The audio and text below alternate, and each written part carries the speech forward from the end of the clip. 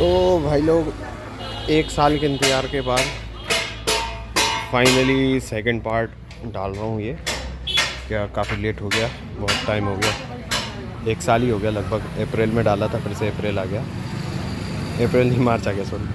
तो क्या एक्चुअली ये तो मेरा हॉबी है और मैं एक्चुअली ये बकेट्स रखे हुए हैं, मैं इनका काम करता हूँ। ये अभी मेरा जीप मॉडिफाई हो रहा है, इसका भी काम कर रहा हूँ। और अभी नेक्स्ट प्रोजेक्ट भी मैंने ला के रखा हुआ है, इसको भी बनाना है। ये मेरा वर्कशॉप है, ये बाइक है। तो सेकंड पार्ट जो है अब वो अपन बनाने की तैयारी कर रहे हैं, है ना। ये देखो, ये लगा अपना CDI सिस्टम पूरा। ये ऊपर देखो, ये CDI लगा हुआ है, ये अभी निकल गया है क्योंकि अंदर एक और CDI लगा है। 2 CDI लगे हैं इसमें, वो बंद है अभी, ये वाला चालू कर रखा है। तो इसके भी पीछे की कहानी है, इससे मैं बहुत परेशान हुआ। मेरे को करीब मतलब जब से मैंने इसको CDI करा था तभी से मैं परेशान था इससे, कि गाड़ी मिसफायर बहुत कर रही थी, तो आइडल पे सही नहीं आ रही थी। जो एक्चुअली स्लो आनी चाहिए वो सही नहीं आ रही थी, कभी कभार आती थी, कभी नहीं आती थी। तो ये देखो, ये ट्विन स्पार्क है, ट्विन स्पार्क है। डिकम्प्रेशन करने के लिए हमने इसमें मैचेस मो की प्लेट लगा रखी है। अभी इसका वायर सेटअप करना है मेरे को।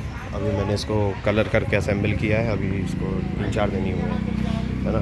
तो अभी मैं इसको खोल के दिखाता हूँ आपको कि ये सब मैंने कैसे किया है। और कवर इसमें यही लगता है, ये देखो इसमें ऑयल लगा हुआ है, ये अभी चल रही है। पिछले 3-4 दिन से मैं इसको चला रहा हूँ और देखो कहीं भी कोई निशान नहीं है टकराने का, मैग्नेट कहीं नहीं टकराता है। तो अभी खोलता हूँ, खोल के अंदर का दिखाता हूँ कैसा रहता है। तो ये उतार लिया है मैंने मैग्नेट, और ये देखो इसमें मैंने यहाँ ये वेल्डिंग की थी स्लीव, जो आपने पहले पार्ट में देखी थी, है ना। ये इसका मैग्नेट है, ये इसको बाहर से फेसिंग किया था, उस वीडियो में आपने देखा ही था। ये इसका टॉप पॉइंट है, बट अब ये टॉप पॉइंट पिस्टन का टॉप पॉइंट नहीं है ना, अब सब कुछ चेंज हो गया है। तो ये है पूरा मैग्नेट। ये है इसके एडिशनल कॉइल्स जो लाइट और चार्जिंग के लिए काम करती हैं, और ये है कि इसकी स्टार्टिंग कॉइल जो स्पार्क प्लग को इग्निशन फायर देती हैं, है ना।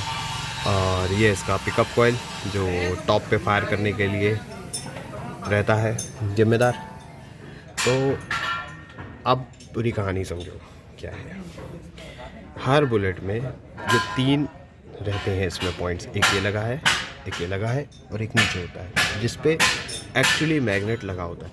तो इन तीनों को आपने कैसे काटना है, इन तीनों को आपने इस तरीके से कटवाना है कि ये जो चेन है, इस चेन से वो पॉइंट 5 mm ऊपर रहने चाहिए, नहीं तो आप जब उस पॉइंट पे ये प्लेट कसोगे तो वो चेन से टकरा जाएगी। क्लियर। और ये तीनों पॉइंट का हाइट जो होना चाहिए वो बिल्कुल बराबर होना चाहिए। ऐसा नहीं कि कोई पॉइंट छोटा कोई बड़ा तो ये प्लेट टेढ़ी हो जाएगी, और ये अगर टेढ़ा हुआ तो ये आपके मैग्नेट पे टकराएगा। ठीक है, ये पॉइंट क्लियर हो गया। अब बात आई कि जो मैंने स्लीव के पीछे वॉशर लगाया था वो क्यों लगाया था।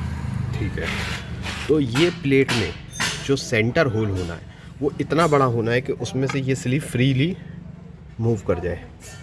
ठीक, मूव क्यों कर जाए, क्योंकि पीछे जाके वो जो वॉशर पे ये स्लीव टिकेगी, वो वॉशर कहाँ है, वो वॉशर अंदर है। वो क्या काम कर रहा है, वो काम ये कर रहा है कि जो इसका प्राइमरी स्प्रॉकेट है उसमें स्प्लाइंस होते हैं, मिलिंग बने होते हैं। तो अगर ये मैग्नेट उस पर जाके नहीं टिका तो वो चलती हुई गाड़ी में बाहर आ जाएगा, चेन बाहर आएगी, आपके इससे टकरा जाएगी और आप हो जाओगे फेल। ठीक, आ गई बात समझ कि उस वॉशर का होना और इस मैग्नेट का उस वॉशर से टिकना बहुत ज़रूरी है। उसके बिना ये स्प्रॉकेट फ्री हो जाएगा। मेरी का तो खैर टाइट है, कईयों का ऐसा हाथ से साटता है, वो चीज़ नहीं होनी चाहिए। ठीक, अब आते हैं अगले पॉइंट पे कि इसको कैसे माउंट करना है। तो ये जो प्लेट है, ये प्लेट है, ये आप या तो बना सकते हो, नहीं तो इतना बड़ा वॉशर आपको किसी भी अर्थ मूवर वगैरह के यहाँ मिल जाएगा, जहाँ स्पेयर पार्ट्स मिलते हैं अर्थ मूवर्स वाले। ठीक है, तो ये अर्थ मूवर्स वाले जैसे ये JCB का वो देखो, वो आगे एक बकेट रखा है ना, इनमें शिम डलती हैं पिनों में, तो वो इतने बड़े और हैवी वॉशर होते हैं।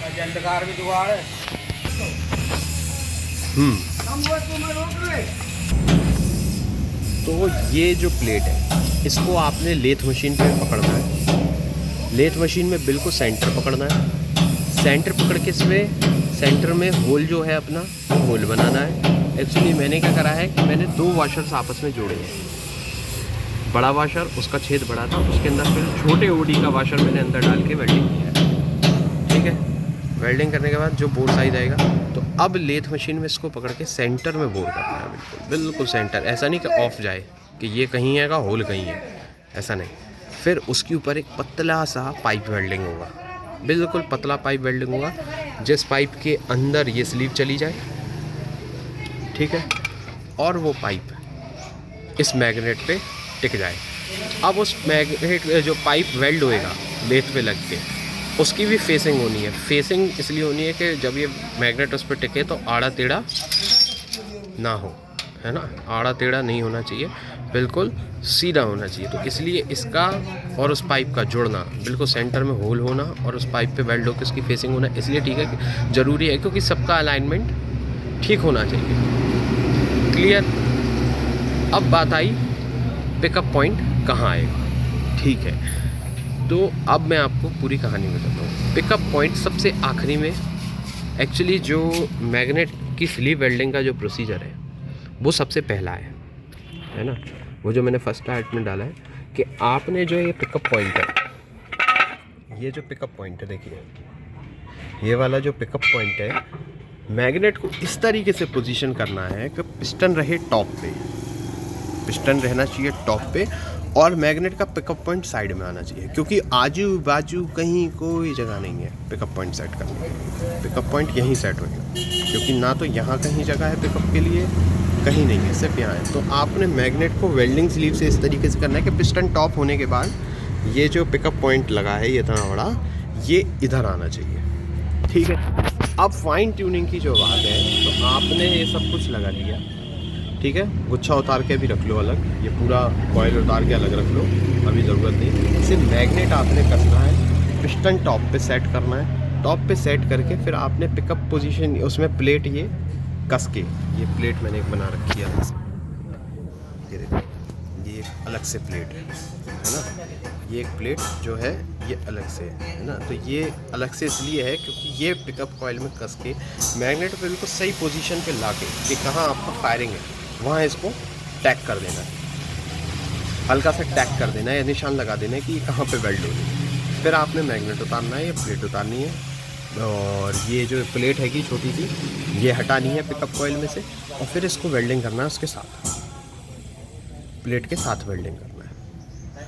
अब और फाइन ट्यून करने के लिए, एडवांस टायर करने के लिए, इस प्लेट में ना ये ग्रूव्स बने हुए हैं, ये नट ढीला करके आप पिकअप कॉइल आगे और पीछे कर सकते हो, एडवांस और टायर कर सकते हो गाड़ी, जो आपको और गाड़ी को और फाइन ट्यून करने में मदद करेगा।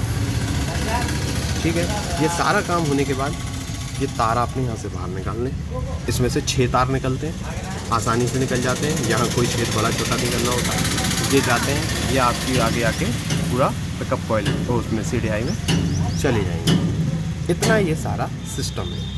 ये देख लो, मेरी गाड़ी में कोई बैटरी नहीं है, कुछ नहीं है, मेरी गाड़ी बिना बैटरी के चलती है, आइडल भी बहुत अच्छी होती है। वो थोड़ा CDI का इशू था, वो भी मैं अगले वीडियो में बता दूंगा कि CDI ने मेरे को क्यों परेशान करा, है ना।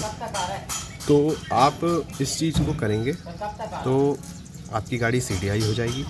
ठीक है, और कोई अगर आपकी क्वारीज है तो वो आप मेरे को मैसेज में पूछ सकते हैं। ठीक है, काफ़ी सॉरी इस बात के लिए कि बहुत लेट हो गया मेरे को वीडियो डालने में, लेकिन क्या करूं, काम बहुत रहता है, और ये मैं एज अ हॉबी करता हूं। ये मैं कोई बाइक का मैकेनिक नहीं हूं, ये मेरा शौक़ है, मैं इसलिए करता हूं, मेरे को ये पसंद है करना और मॉडिफिकेशंस करना। ये देखो, ये सिंगल साइडेड स्विंग आर्म का बाइक है, सिंगल साइडेड स्विंग आर्म है। ये पल्सर 200 NS का मोनोशॉक लगाया हुआ है मैंने, और ये इसके गियर्स इस तरफ हैं और ब्रेक इस तरफ है। गियर में दिखा देता हूँ, गियर मैंने कैसे अल्टर करे हुए हैं। ये देखो, मैं उधर से हाथ से गियर लीवर दबा रहा हूँ, ये देखो गियर लीवर मूव कर रहा है, और ये ब्रेक लीवर है, ये ब्रेक लीवर है, ये नीचे इसका रॉड लगा हुआ है, रॉड लग के ये इधर आया हुआ है, और ये यहाँ से ब्रेक यहाँ पैर से दबाओ और ये यहाँ कैम मूव होता है। Single sided swing arm bike है। इसके व्हील्स भी मेरा हैंडमेड है। ये पूरा सिस्टम है। ये प्लेट भी मेरी हैंडमेड है।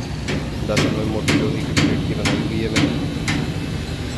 सब कुछ ठीक है, बढ़िया है। अगर और कोई क्वेश्चन हो आप मेरे को ग्रुप में सॉरी मैसेज में पूछ सकते हो। अगली वीडियो का वेट करें। बाय।